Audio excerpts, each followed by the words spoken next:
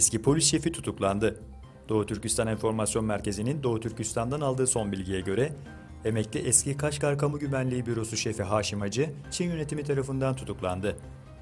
Uzun yıllar ÇKP yönetimine sadakatle hizmet eden Haşim Hacı'nın, emeklilik öncesi Doğu Türkistan'daki ÇKP Kamu Güvenliği Bürosu'nda üst düzey bir makama yükseltildiği biliniyor. Konuyu değerlendiren Etik Başkanı Abdülcelil Karakaş şöyle konuştu.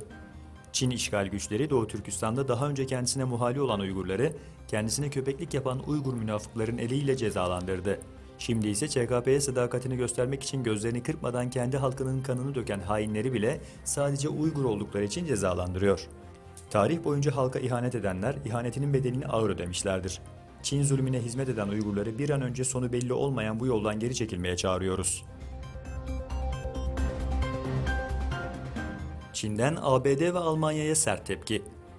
Çin, aktivist Wu Gua'nın serbest bırakılması için çağrıda bulunan ABD ve Almanya'ya, ülkenin iç işlerine müdahale ettikleri gerekçesiyle tepki gösterdi.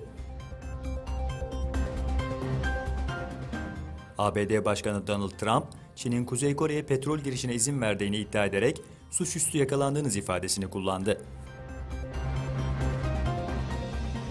Rusya, Japonya hükümetinin Kuzey Kore'nin nükleer ve füze programına karşı ABD'nin geliştirdiği Aegis füze savunma sistemlerini yerleştirme kararının iki ülke arasındaki ilişkileri olumsuz yönde etkileyeceğini ileri sürdü. Tayvan'da pasaport skandalı. Tayvan'da yeni biyometrik pasaportlarda Taipei'nin Taoyuan Havalimanı yerine yanlışlıkla Washington'daki Dulles Uluslararası Havalimanı'nın tasvir edildiği ortaya çıktı. Tayvanlı yetkililer şahıslara verilen 285 yeni pasaportu geri istedi.